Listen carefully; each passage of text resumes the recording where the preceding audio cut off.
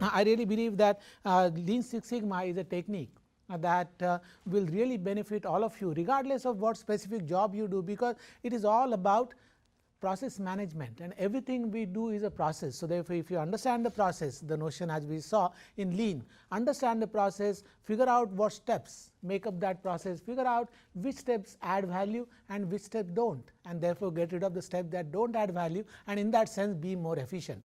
Lean Six Sigma implementation is a combination of two methodologies, DMAIC being the foremost and the one that comes in handy the most, DMAIC, define, measure, analyze, improve, control. But the second one that also comes in handy is called DMADV, which really stands for define, measure, analyze, design and verify. Because if you are dealing with a situation, existing situation that needs improvement, then you use DMAIC, because you have a current situation that you can study and improve.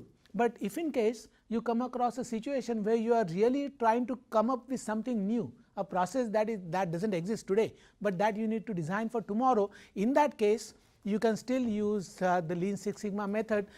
First three phases are the same: define what the problem is, what the goals are, collecting the data, analyzing that data is the same across both. But in the second part, when you are trying to do something new, you have to come up with alternate possible designs and then figure out which one works the best, and that is really the idea here.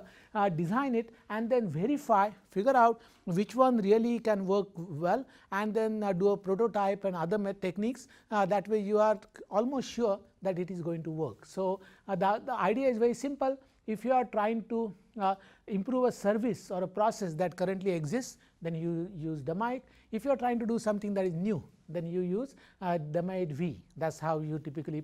Now, what happens is that when you are trying to improve a current one, you suddenly come up with an idea, we should really do something in a completely dramatically different way, and then you can switch over to DMAIC after having gone the first three stages. So, really speaking, implementation in practice for Lean Six Sigma involves amalgamation of these two appropriately used. So, that is really the idea here.